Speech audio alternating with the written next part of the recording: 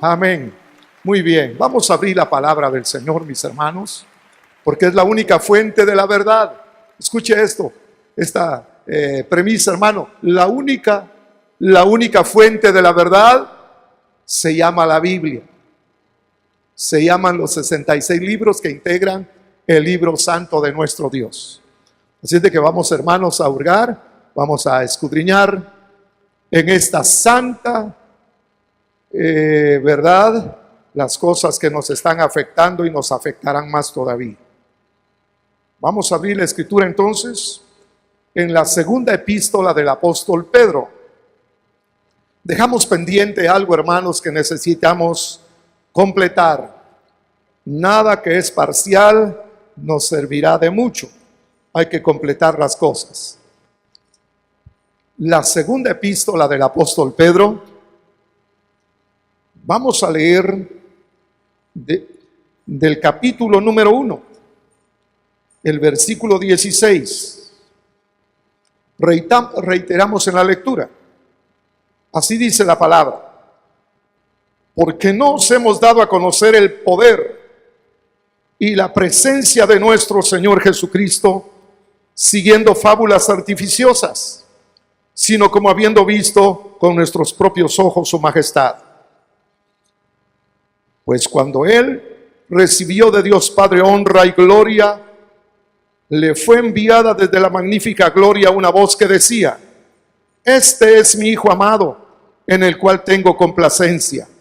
Y nosotros oímos esta voz enviada del cielo cuando estábamos con Él en el monte santo. Tenemos también la palabra profética más segura, a la cual hacéis bien en estar atentos como a una antorcha que alumbra en lugar oscuro, hasta que el día esclarezca y el lucero de la mañana salga en vuestros corazones.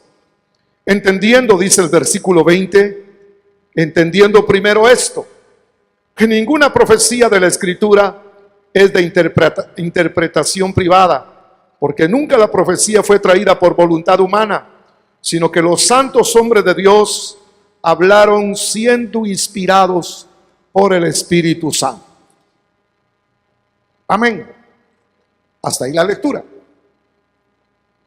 Vamos a razonar, hermanos, nuestra plática de hoy, hablando en primer lugar, recordándolo, ya lo dijimos en lecciones anteriores, que no hay autoridad más grande y confiable que lo que los apóstoles nos legaron a través de la Biblia. Ellos son los testigos.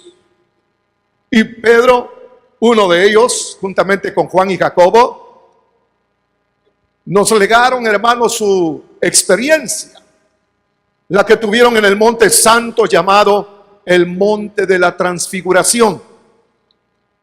Y el Señor les dijo, ordenándoles que no lo dijeran a nadie, sino hasta que Él hubiera resucitado de entre los muertos. Pero después de eso, es decir, hace 2000 años, está abierta la enseñanza que los apóstoles vertieron en la Sagrada Escritura para que nosotros, hermanos, entremos al tiempo de sabiduría, donde sabremos caminar hacia el encuentro con nuestro Dios. Es decir, es totalmente equivocado decir, no se pueden hablar de esos temas porque el pueblo no lo va a digerir. Esa es una excusa y una lamentable actitud ante las declaraciones de la palabra de nuestro Dios. Toda la palabra debe ser inculcada, no solamente enseñada, sino reiterar y seguir reiterando en la enseñanza única y exclusiva de la Santa Escritura. Yo no estoy de acuerdo con que algo se tenga que ocultar al pueblo, porque la Biblia, el Señor nos la entregó, nos la regaló, la cuidó, primero la inspiró, la sopló, la alentó y la ha cuidado para que su pueblo a través de los siglos y especialmente ya en el final del tiempo, con unos momentos, hermano, previos a su llegada, su pueblo esté consciente de lo que espera en el programa de nuestro Dios. No es lícito ocultarlo a ninguno de los hermanos. Ya no hay tiempo inclusive, hermano, para ocultar temas tan delicados y preciosos como este, donde los apóstoles con su autoridad de ser no solamente elevados en la comunión con su Señor, sino habiendo sido testigos presenciales de cómo sería el regreso de nuestro Señor y la partida que Él habría de tener, es decir, el éxodo que el Señor habría de tener con su pueblo, aleluya, desde la tierra. Entonces, hermano, tenemos toda la facultad de parte de nuestro Dios, haciendo caso omiso de la opinión de los hombres, para abordar estos temas tan delicados que no deberían de ser controversiales, porque están acreditados en la Sagrada Escritura. Y si en la Sagrada Escritura está clara la declaración que el Señor nos hace acerca de los tiempos del fin, no hay ninguna razón para no abordar estos temas. Más grande que enseñarle al pueblo a vivir en la tierra es enseñarle cómo salir de ella, porque aquí no está nuestra ciudad permanente, aquí no está nuestra herencia inclusive. Nosotros somos transeúntes en esta tierra y vamos hacia la patria celestial que nos aguarda a nosotros, los que le hemos creído al Señor y hemos hecho pacto sincero de amor con Él. Aleluya. Con esta premisa vamos a trabajar en esta noche. Y vamos a concluir nuestro tema que por 2 ocasiones hemos abordado parcialmente. Solamente, digámoslo, hermano, es el apóstol Pedro quien está hablando, y el Espíritu tomó su escrito, lo alentó, lo inspiró y lo convirtió en la palabra inerrante de nuestro Dios. Y dice así: porque nos hemos dado a conocer, escuche esto, hermano, hace 2000 años, querido, apóstoles como Pedro derramaron el conocimiento que hoy hay gente que le da escozor que se tomen estos temas. A mí me han dicho: ¿por qué tienes, Randolfo, que hablar de esto? Si tú tienes muchas cosas que hablar, ¿por qué tienes que tocar este tema? Pero qué ingratitud, negarle al pueblo el conocimiento que le va a servir para despegar de la tierra. Porque aquí no está, hermano, nuestra seguridad. Aquí el Señor nos está guardando para luego marcharnos de esta tierra e ir hacia nuestra patria celestial. Alabado sea nuestro Padre celestial, que tiene el cuidado sobre nosotros para que estemos sobreavisados. Voy a utilizar también, hermano, la historia que nos sirve para hablar con toda propiedad acerca de estos temas que para la gente es controversial. Y algunos dicen: cada uno tiene su posición, cada uno tiene su opinión. No, hermano, la Biblia es única y solo está vertiendo una sola verdad, porque no hay siquiera una verdad y media o 2 verdades, es una sola y hay que conocerla. No es de opinión privada. Resaltemos esto que hemos, hermano, leído, porque ninguna escritura profética es de interpretación privada, porque los santos hombres de Dios que escribieron estas maravillas no lo hicieron de su mente, sino inspirados por el Espíritu Santo. Muchos de ellos se quedaban excitados en su espíritu diciendo: ¿para quién son estas maravillas que estamos escribiendo? Ni ellos tenían el conocimiento mental de todas estas cosas. Aunque en este caso es el apóstol Pedro, uno de los 3 que estuvo en el monte llamado de la transfiguración, que nos va a servir de mucho para, hermanos, discernir este tema tan hermoso como es: ¿cómo vendrá Jesús? Si ya llegamos a la feliz conclusión que el Señor está por llegar, aunque algunos dicen: a lo mejor ya llegó, qué ignorancia, porque no puede venir el Señor si no se abren los 2 candados que se lo impiden.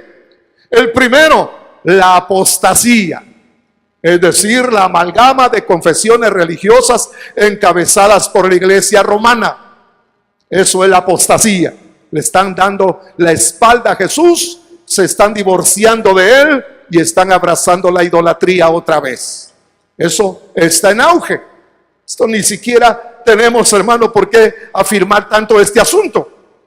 Hay conglomerados cristianos que ya se fueron a unirse con la Babilonia, con la ramera, que hoy más que nunca, podemos decirlo con toda sinceridad, la iglesia romana se le está descubriendo toda la corrupción que siempre han tenido.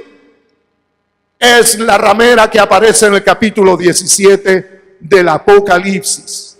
Aleluya. Y el otro candado es que se revele el hombre de pecado, el hijo de perdición, más conocido como el anticristo. Note usted la palabra revelar. Revelar es correr el velo, desvelar. Está entonces oculto. Él está vivo. Él no está muerto. Está imitando en todo a Jesús. Como que se le dice el Dios escondido. Como se le dice el Redentor. Fíjese que cuando hace muchos años llegamos a la ciudad de Arequipa, en el hermano país del Perú, con mi familia fuimos a recorrer la ciudad antes de iniciar la obra del Señor. Llegó una avenida principal que se llama la Avenida del Ejército, que va del aeropuerto hasta la ciudad central, hasta el Parque de Armas. Está una gran torre en conmemoración de la llegada de Juan Pablo II a la ciudad. Y hay en esa torre una placa de color verde, por si usted quiere visitar la ciudad blanca de Arequipa, pregunte por eso, donde se lee así: no temáis, abrid las puertas al Redentor, Juan Pablo II. Deje ese punto ahí, no voy a tratar ese asunto hoy. Lo que quiero es que usted note, hermano, la autoridad con que la palabra declara, sin lugar a equivocarnos, cómo será la venida de Jesús. Que eso es lo interesante. Note cómo leímos desde el principio: porque nos hemos dado a conocer el poder y la presencia de nuestro Señor Jesucristo, que en griego se lee parusía. Es un vocablo que nos habla de la presencia personal del Señor en la tierra. Él volverá a pisar esta tierra, este planeta, para buscar a su novia que ha hecho pacto de amor con él. Aleluya. Pero note que antes de encontrarnos con el Señor, hay una previa donde recibiremos exaltación, porque vamos a tener una confrontación con el maligno, al cual hay que vencerlo. El contexto está en el capítulo 12 del Apocalipsis, donde hay una mujer en trabajo de parto, que más adelante vamos a dar con lujo de detalles, y utilizando, hermano, la pantalla, para que usted note que la Biblia es la que nos está hablando sin lugar a errores, porque la Biblia es sin errores. Porque por supuesto es la palabra que salió de la boca de nuestro Dios.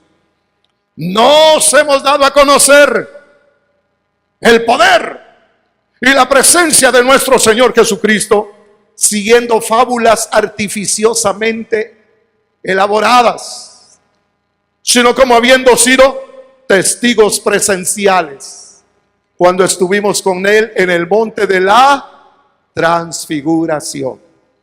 ¿Qué sucedió en ese monte?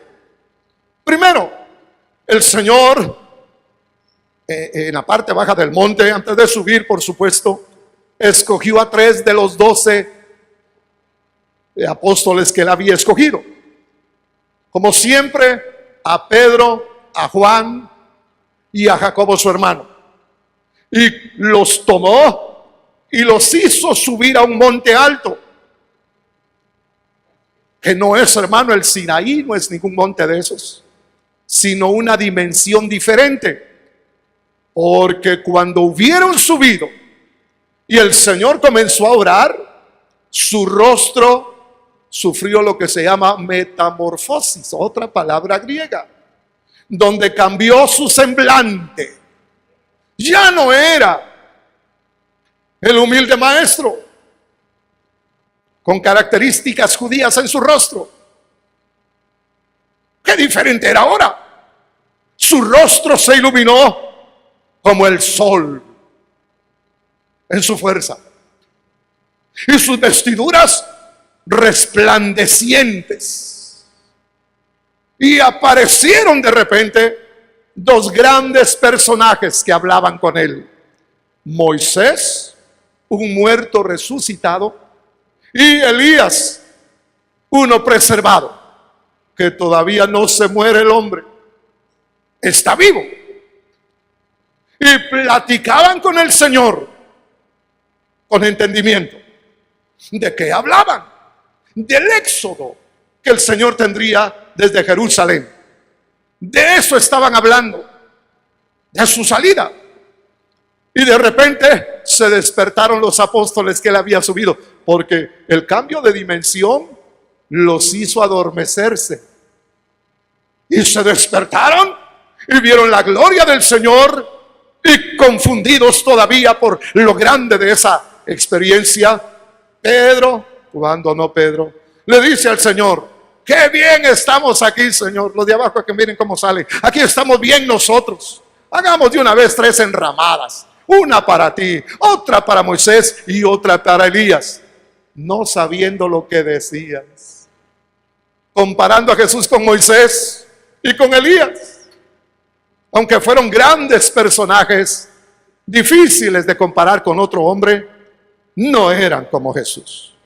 El Señor estaba tan iluminado que ya no era como un hombre, sino como el Dios creador de los cielos y de la tierra, glorioso, resplandeciente, y todo él luminoso. Gloria a su nombre, aleluya. Y los apóstoles son reprendidos por la voz de Dios, que les dice: este es mi Hijo amado, en el cual tengo mi complacencia. A él oíd. Si tan solo hiciera la cristiandad esto último, su realidad, su manera de conducirse, no estarían confundidos. Hoy hay un montón de escuelas, hermano, y ponencias de ellos que hablan acerca de que el Señor a lo mejor ya vino. Si Jesús hubiera venido, ya no estuviera yo aquí, porque yo sí que me voy con él, y yo sé que usted también se va con él. Nosotros aquí estamos de peregrinos, no par de gringos, sino peregrinos. Estamos aquí esperando que él regrese. Es lo que nos está, hermano, emocionando y teniendo muy en claro lo que queremos. Tenemos un itinerario. Estamos esperando que él regrese, y en la tierra lo vamos a ver primero. Muchas razones me asisten para hablar en estos términos, pero lo bello, hermano, es que hay una evidencia de verdad que nadie puede contradecir, porque contradecirían la Biblia y van a desacreditar a los apóstoles testigos del Señor. Ese apóstol tan connotado, el príncipe de los apóstoles, como algunos le llaman, está vertiendo su experiencia cuando estuvieron en el monte de la transfiguración, donde Jesús se transfiguró delante de ellos. Quiero que me acompañe a pensar en el impacto que les causó. El humilde maestro que caminaba con ellos se parecía a ellos. No podían dar crédito cuando él decía: soy el Hijo de Dios. Lo querían apedrear los religiosos, cuando no, que no entienden nada. Querían apedrear. Y el Señor les decía: ¿por qué milagro me quieren apedrear? Por milagro alguno no, sino porque tú, siendo hombre, te haces Dios, le decía. Pero en el monte, hermano, estaba Dios. Se estaba manifestando el Señor como lo que en realidad siempre ha sido: el Dios que hizo los cielos y la tierra. Es decir, Jehová de los ejércitos estaba allí, glorioso, manifestado. Gloria sea su nombre. Pero ese salto cualitativo, quiero que usted me acompañe, hermano. ¿Qué impacto les causó? Que se adormecieron. Era mucho lo que estaban viendo. Pero el Señor estaba conversando de su salida. Acompáñenme a pensar que Él está transfigurado. No era el maestro de siempre, aunque por supuesto sí que era Él, pero transformado, transfigurado. La metamorfosis de Él era notable. Y cuando se despertaron, el Señor les dijo: no le digan a nadie nada de eso, sino hasta que yo resucite de los muertos. Ni entendieron qué significaría de resucitar de entre los muertos. Pero cuando resucitó el Señor, lo escribieron, nos lo legaron. Es una lección dada. Yo no estoy descubriendo nada nuevo. La iluminación por misericordia me asiste para decirles que esto, hermano, es típico de lo que va a pasar. Porque de lo que se trata es de saber cómo viene nuestro bendito Salvador. Algunos, por ignorancia, por no escudriñar la palabra, dicen: mire qué simpleza, suena la trompeta, tu, tu, tu, tu, y todos nos vamos para arriba. Ni al segundo piso va a llegar, porque no viene así. Esto es una conjetura, es decir, una ocurrencia de ellos, sin ningún sustento bíblico. Ni la trompeta es cierta, porque el Señor, con voz como de trompeta, pero no es una trompeta, hombre, le hablará a los muertos, y los que oyeren la voz del Hijo de Dios resucitarán primero. Esta semana despedimos a la mamacita de nuestro hermano Marquitos, una mujer de probidad espiritual. Ella, no nos cabe la menor duda que será de las primeras que va a resucitar. Pues es que los parientes de ella, sí, por supuesto, derramaron lágrimas, pero con una esperanza sólida, que a esa viejita la van a volver a ver, pero no como viejita. Va a venir renovada, va a venir gloriosa, va a venir, hermano, apetecible de abrazarla y decirle: oh, hermana querida, ya resucitaste de entre los muertos, aleluya. Pero nada que ver con resabios de la muerte, sino gloriosa. Por eso nos hablan que la muerte para el creyente implica una esperanza de volverles a ver. No como los que no tienen esperanza, que le dicen chao y dicen: perdió a su mamá. Ellos sí, pero los cristianos no la han perdido. La van a recobrar dentro de poco. ¿Cuántos lo creen? Es el pilar fundamental de la fe en Cristo Jesús, que la muerte ya fue vencida, y el que en Cristo está, aleluya, aunque muera, seguirá viviendo. La muerte no tiene, hermano, ninguna cosa tan fuerte como para detenernos. Bien, entonces, hermano, tenemos un antecedente que ver. Tenemos, hermano, algo que está calcado, que tenemos que conocer: que el Señor se transfiguró y tipificó la manera en que habrá de volver. Porque los ángeles le dijeron a los galileos que estaban expectando la última de las salidas del Señor de la tierra: si usted creyó que Jesús salió de la tierra solamente desde Betania, todavía usted no ha leído bien. Porque ¿de qué estaban hablando con Jesús los dos gloriosos personajes? Del éxodo que el Señor tendría desde Jerusalén. Y Jerusalén estaba distante de Betania, algunos estadios, algunos kilómetros, algunas millas.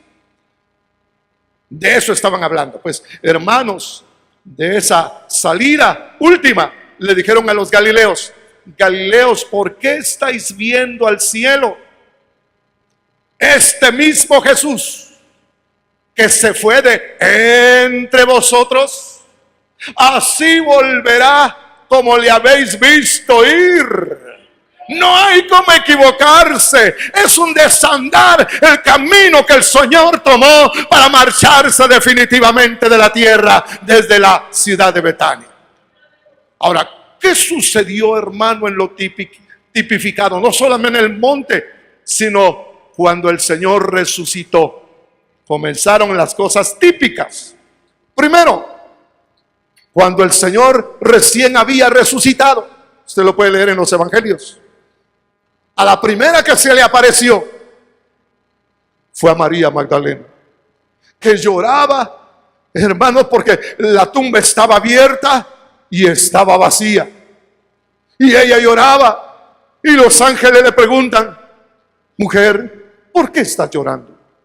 Y ella dice: es que se llevaron a mi Señor y no sé dónde lo pusieron. Y antes de que respondieran los ángeles, ella volteó a ver y estaba otro personaje velado, transfigurado, que le dice: mujer, ¿por qué estás llorando? Es que no sé dónde pusieron a mi Señor. Si usted se lo llevó, por favor dígame dónde lo puso, porque yo lo voy a llevar. Y ese personaje le dice: María. Y cuando ella lo nota, es el Señor. Pero ella no lo había reconocido, porque estaba transfigurado. Solo Jesús le decía a María. Todos los hombres machistas, por supuesto, le decían la cortesana, porque 7 demonios la habían prostituido. Solo el Señor la había podido liberar y darle lugar en Israel, porque a las mujeres no solamente las tenían como de segunda, sino todavía marcada por la prostitución. Era una mujer desechable. Pero Jesús no la desechó. La marcó como uno de los discípulos más importantes que él tuvo, aparte de los apóstoles que escogió. Fue la primera mujer, fue la primera persona que lo vio resucitado. Solo Jesús le daba esa deferencia a ella.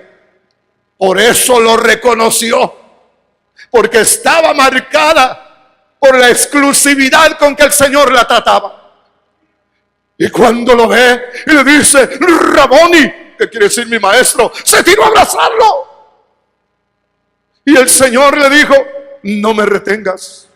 No es no me toques, sino no me retengas, porque no he subido a mi Padre todavía.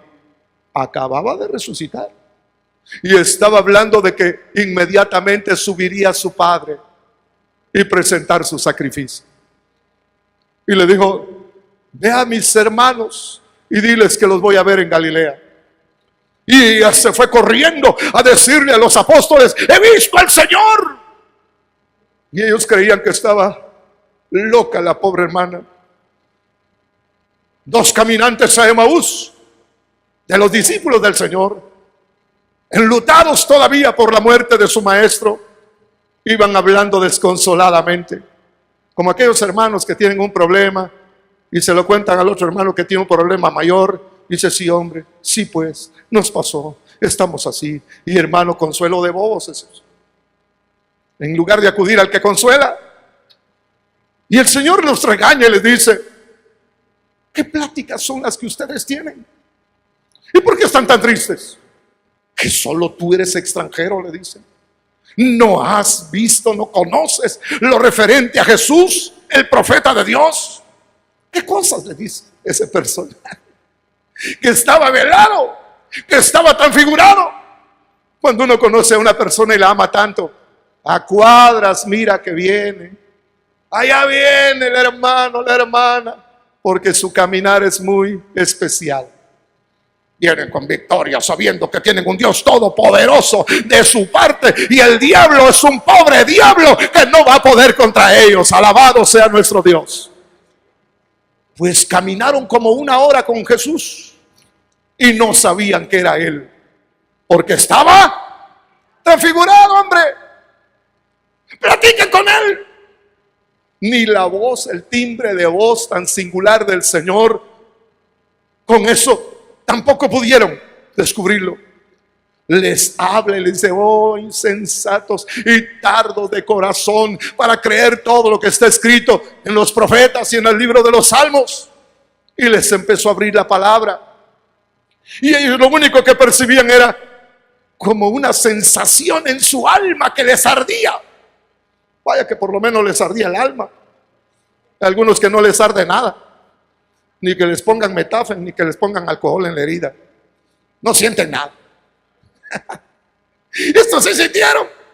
Algo raro está pasando con este caminante que nos ha alcanzado. Y era tan bonito lo que estaban experimentando, que cuando llegan a una bifurcación de caminos y ellos van solo a Emaús, y este personaje hace como que va a la derecha, le dicen: quédate con nosotros, mira que el día está declinando. Y lo obligaron a estar con ellos. Y cuando están reclinados a la mesa, el Señor levantando su mirada al cielo y bendiciendo los alimentos, lo descubrieron y se le abalanzaron. Pero el Señor se desapareció. ¿Por qué lo reconocieron? Porque ya había hecho lo mismo. Había multiplicado peces y panes en 2 ocasiones para 5,000 hombres que comen desaforadamente, hermanos. Y mujeres, no sé por qué no las cuentas, si comen más que los hombres. Y los muchachitos, yo conozco unos muchachitos. Tengo un nietecito que se come y siempre come y le ofrecen y abre la boquita y está comiendo. Y antes de comer dicen: es el Adrielito, el último de Omar. Es comeloncito, el peladito ese. Y cuando lo ven, que ora como ninguno oraba, levantando su mirada a su padre y bendiciendo los elementos que tenía, multiplicó peces y panes. Entonces lo reconocieron, porque estaba transfigurado. No pierda el hilo. En otra ocasión, los apóstoles, decepcionados de su discipulado: mejor nos vamos a pescar, dije. Pedro fue el primero que llevaba las redes ya para empezar otra vez la faena de pesca. Te acompañamos, dije. Y hasta los que no sabían pescar se metieron y dice: vamos contigo de una vez. Pasaron toda la noche tirando las redes como buenos y viejos lobos de mar, a la derecha, a la izquierda, al centro. Bueno, al centro no, al lado frontal y a la parte posterior de la barca, tirando la red. Y nada. Cuando ya amanecía y ya se podían divisar las personas, un lugareño les habla desde la playa y les dice: mancebos, ¿tenéis algo de comer? Y ellos todos agrios le dicen: no. Y ese personaje les dice: tirad a la derecha de la barca y hallaréis. Y de alguna manera la tiraron a la mano derecha de la barca. Y cuando quisieron alarla, pesaba. Y venían un montón de peces grandes que se rompía la red ya casi. Y Juan, más atinado, le dice a Pedro: ¡es el Señor! Porque ya había hecho la pesca milagrosa días atrás, que los había impactado y habían caído de rodillas y le habían dicho: Señor, apártate de mí, porque soy un hombre pecador. Porque los marcó, los compungió, los llenó de temor la pesca milagrosa que el Señor había hecho. Y por eso lo reconocieron. Lo mismo va a ocurrir, mis hermanos. Tanto que alabamos al Señor, ¿verdad? ¿Cuánto culto le presentamos, no es cierto? ¿Cuántos poemas se le han dedicado a Jesús? Pero lo que viene es una prueba a ver si lo reconocemos. Mire esto que coadyuva lo que estamos diciendo hasta acá. Esto os escribo, dice Juan, el otro testigo, capítulo número 2, versículo 26. Esto os escribo por los que los quieren engañar, que hay un montón que los quieren engañar, mis hermanos. Unos omitiendo esta reflexión, este conocimiento, y otros tergiversándolo totalmente. Pero esto les escribo por los que los quieren engañar. Pero ustedes tienen el favor del santo. Tienen la unción del santo. Y no necesitan que les metan gato por liebre. Ustedes no necesitan que alguien les enseñe. Porque ustedes lo saben por la unción que tienen. Ya saben que es cierto y que no lo es. Y así como la unción os enseña a permanecer en Jesús, esa es la unción en la que yo creo. No es la baratija que anda repartiendo los raros, que no buscan lo de Dios sino lo suyo propio. Esa unción os enseña a permanecer en Jesús.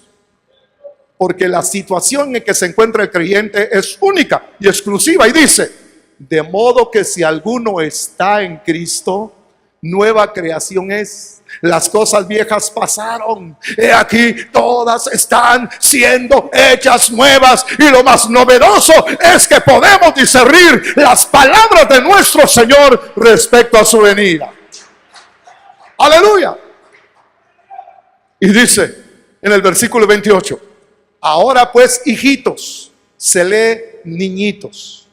En griego, niñitos, porque hay que recorrer todo un camino de madurez, donde dejamos de ser brefe, es decir, un chiquilín. Dejamos de ser tecno, es decir, un mozalbete, un adolescente, para arribar a la madurez de ser huío. Un huío, es decir, una persona en una franca relación con su padre, porque todo se relaciona con el padre. Uno es un chiquilín porque todavía no comprende a su padre. Es un tecnon porque aunque tiene una buena relación con su papá, todavía no ha madurado. No le pueden dar las llaves del auto que se compró su papá. Se compró un Hyundai bonito y no puede ser que el chico lo vaya a chocar a la vuelta de la esquina. Entonces no le dan las llaves. Hasta que arriba, al pleno uso de sus facultades, como ser un hijo de Dios. ¿Qué se entiende, querido? El ejemplo es Jesús, nada más. Juan nunca le dijo tecnon a Jesús, sino huío. Y de paso que lo que viene es huío arsen, es decir, un príncipe de Dios. Lo que va a dar a luz la mujer que está en el capítulo 12 del libro de Revelación. Pero eso será otro tema. Ahora lo importante, mi hermano, es que sigue diciendo la porción que permanezcamos en Jesús para que tengamos confianza, porque la venida del Señor es bien sofisticada. ¿A dónde va a revelarse el Señor cuando vuelva? Hay algunos que solo miran la epifanía. Epifanía quiere decir una venida pública donde todo ojo lo verá al Señor. Pero la parucía es una venida privada. Solo los que estemos en comunión con Él lo veremos. Por eso dice la Escritura lapidariamente, seguid la paz con todos y la santidad, sin la cual nadie verá al Señor. Hay excluidos, pero la unción enseña a permanecer en Jesús para tener confianza en sus faneros. Faneros quiere decir la manifestación típica velada de nuestro Señor a la tierra. Velada porque hay que verlo tal y como es Él, como ya describimos, hermano, en el precedente de su ascensión, y será lo mismo cuando descienda. Entonces nota, hermano, que viene la faneros, una previa, donde tenemos la necesidad de reconocerlo. Pero usted sigue diciéndose, pero ¿a dónde es que se va a manifestar Jesús? Los mesiánicos desearían que dijera en Jerusalén, pero ni plata tenemos para ir a Jerusalén nosotros. Hágame el favor. Si fuera lo último, bueno, pegamos un tarjetazo y que pague el anticristo. Pero no funciona, hermano. No funciona, no sea que nos bajen para pagar y después subimos de nuevo. No. Los discípulos, cuando vieron que la venida del Señor, el retorno del Señor, iba a ser sofisticada, le preguntaron, Señor, ¿dónde? Le dijeron. Y el Señor respondió, donde esté el cuerpo muerto, allí acudirán las águilas. Lo que está hablando es del instinto que se despertará en el creyente por andar en el Espíritu, como aquel hombre tan insigne en los días del nacimiento de Jesús. Se llamaba Simeón, era un hombre irreprensible según la ley, y el Espíritu Santo estaba con él, el cual le dijo: no te vas a morir, viejo. Así le dijo: no te vas a morir, viejo, hasta que veas al Redentor. Ese hombre superó a todo el mundo en Jerusalén. Nadie caminaba como él. Él estaba esperando el regreso, no el regreso, la manifestación del Mesías. Israel ni siquiera sabe a estas alturas que ya vino el Mesías hace 2000 años. Yo no sé cómo algunos quieren ser judíos si están bien atrasados, 2000 años de atraso. Yo no quisiera ser judío. Si yo descubriera que mi sangre es judía, diría: Señor, no me favorece en nada. Yo lo que quiero es ser discípulo tuyo, como lo fue Mateo, como lo fue hermano Pedro, Juan, Jacobo, Andrés. Eso sí me halaga.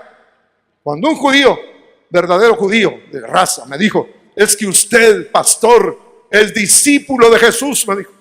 No sabe, hermano, lo que me causó en el alma. Me sentí tan halagado que empecé a llorar. Sí, Señor, dije, soy discípulo de Jesús. No me interesa raza alguna en la que yo pudiera pertenecer. Yo satisfecho, sumamente satisfecho de saberme discípulo de Jesús. Yo no quiero ser apóstol, no me interesa. Yo lo que quiero ser es discípulo de Jesús. Eso sí me llena, eso sí me satisface, eso sí me hace alzar la voz y glorificar su nombre, porque eso sí tiene título de eternidad para los que amamos al Señor. Aleluya.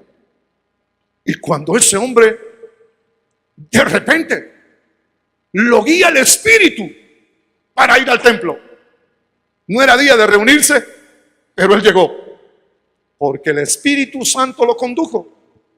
Instintivamente lo percibió y se encontró con el niño Jesús prometido.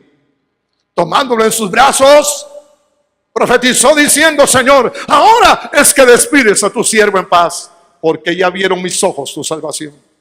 Eso mismito va a suceder con los que permanezcamos en Jesús. Se va a manifestar el Señor y nosotros ahí llegando. Eso es lo que viene. Por eso termina diciendo ese capítulo 2 y versículo 28 y 29, me parece también, de Primera de Juan, cuando dice: para que tengamos confianza y en su parucía no nos apartemos delante de él avergonzados. Ahí vamos a ser transformados en hombres para irnos de esta tierra que va a ser el escenario de la grande ira de Dios por el pecado nauseabundo que está en la tierra, mi hermano, donde ya no se puede soportar la maldad de la gente. Los mismos maestros queriendo alienar a nuestros hijos con un cambio de género. Como ellos son degenerados, quieren degenerar a nuestros hijos. Cuidado, cuide a sus hijos y no deje que los corruptos los toquen, porque son herencia de Jehová que Dios les ha dado a ustedes, que nos ha dado a todos. Gloria sea a su poderoso nombre. Así es que esa es la plataforma que utilizó Pedro para enseñar.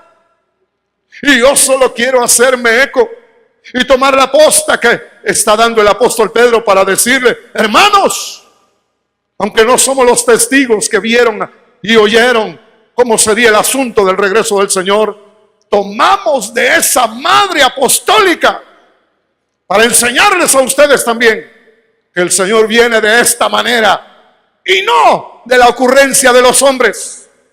Aquí está la verdad.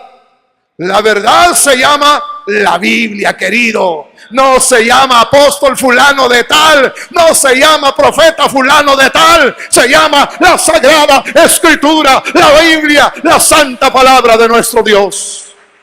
Para que usted proceda, hermano, a abrazar la esperanza, porque hay una prueba inequívoca de que lo hemos abrazado.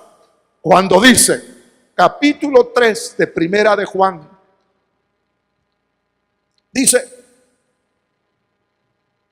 mirad, en griego se lee, mirad de qué país nos ha amado el Padre, para que seamos llamados hoy hijos de Dios. Por eso es que el mundo no nos conoce, porque no lo conoció a Él. Ahora, amados, somos hijos de Dios. ¿Cuántos hijos vinimos? ¿Cuántos centenados llegaron? Son los que no llegaron. Pero usted es hijo de Dios. Ahora ya somos hijos de Dios.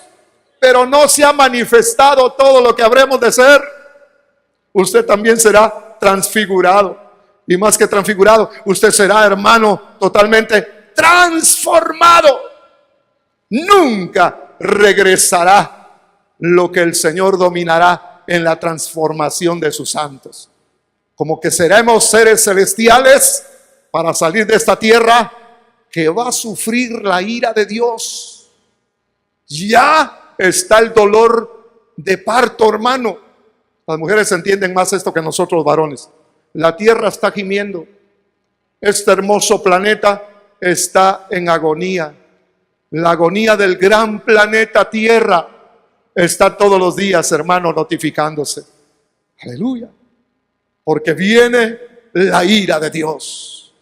Vienen asteroides a chocar con la Tierra. Pero ojo, será hasta en la tribulación. Hoy no va a pasar nada de eso. Aunque hayan escapistas y gente rara que está diciendo que ya el fin del mundo. No. Hay candados, querido. Jesús no puede venir ahora porque hay dos candados que lo impiden. El anticristo no se puede manifestar porque tiene dos cosas que lo detienen también. El tiempo que el Señor le asignó para que haga su papel terrible de ser el inicuo que va a terminar de engañar a la humanidad. Y que se revele, que salga de su lugar oculto y que va a impresionar a toda la humanidad.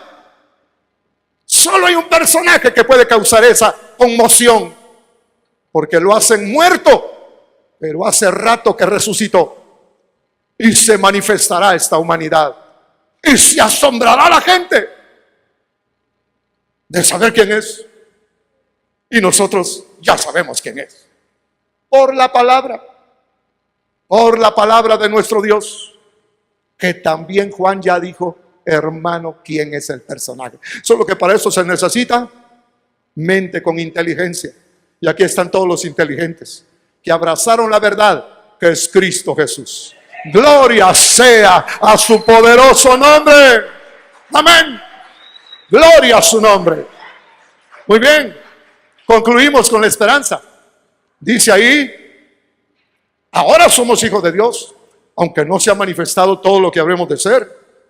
Pero todo aquel que tiene esperanza de estas cosas, espero que usted ya la tenga, se purifica a sí mismo. Ya no está viendo al prójimo a ver dónde está la falla. No. Se mira en el espejo de la palabra y dice, ¡ay! Estoy manchado todavía. Me voy a sacudir de esta miseria. Ya no quiero ser lo que he sido hasta acá. Ahora quiero caminar conforme a la voluntad de mi Dios, guardando su palabra, tomando en cuenta sus dichos. Alabado sea su nombre. Y abandonando todo lo que nos retrasa, todo lo que nos aparta de nuestro Dios. Yo maldigo todo lo que me aparta de Jesús. Esta carne de muerte no puede tener ya más ninguna concesión, porque lo que queremos es estar con nuestro Maestro, con nuestro bendito Salvador, que viene ya no a perdonar pecados. Si usted está todavía en una mala situación, si usted no se ha casado con su pareja, está viviendo en adulterio, hombre, usted está viviendo en fornicación, arrepiéntase, pídale perdón al Señor, cásese de una vez o sepárese, pero no puede estar en esa manera, porque el Señor lo va a sorprender con su venida. Y yo como pastor, hermano, le estoy advirtiendo para que no se lo lleve el diablo cuando esto venga, hermano. sino que se vaya en el arrebatamiento con el Señor. Porque la palabra no puede ser pisoteada y creer que nos va a ir bien, hermano. Todo lo que esté chueco hay que arreglarlo. Todavía tenemos un chancecito. Estamos en un periodo extraordinario. Esto ya se debió haber terminado, pero el Señor, que no quiere que ninguno perezca, ha dado un chancecito que dice así: y cuando venga el último rey de Babilonia, es necesario que continúe por un poco de tiempo. Así dice. En ese tiempo estamos. Y me temo que quedan pocos momentos, poco tiempo. Yo no puedo, hermano, cuantificar cuánto tiempo, porque no lo dice la palabra. Pero lo que sí es cierto es de que nos queda muy poco tiempo, mi hermano, para arreglarnos. Si usted tiene esperanza de estas cosas, proceda a purificarse. Purifíquese, arrepentido de verdad delante del Señor, confesándole su pecado, su descuido, su maldad. Dígale: Señor, ten misericordia de mí, porque tú eres santo y no traes ninguna relación con el pecador. Debimos haber soltado el pecado hace rato. Estamos en eso. Por eso el jueves usted no se puede ir a la playa, mi hermano. Después el viernes se va, pero el jueves concentradito aquí, mi hermano. Todos a clamar, que su risa se le vuelva en lloro, que su celebración se le vuelva luto, a clamar por misericordia. Y algunos que tienen un evangelio tan light, que dice: con que usted sea miembro de la iglesia, se va. Lo que no le dicen a dónde. Pero se va, que se lo lleve el diablo en lo que viene, mi hermano. Mejor nos ponemos listos con lo que dice la palabra. Póngase de pie ahora, mi hermano.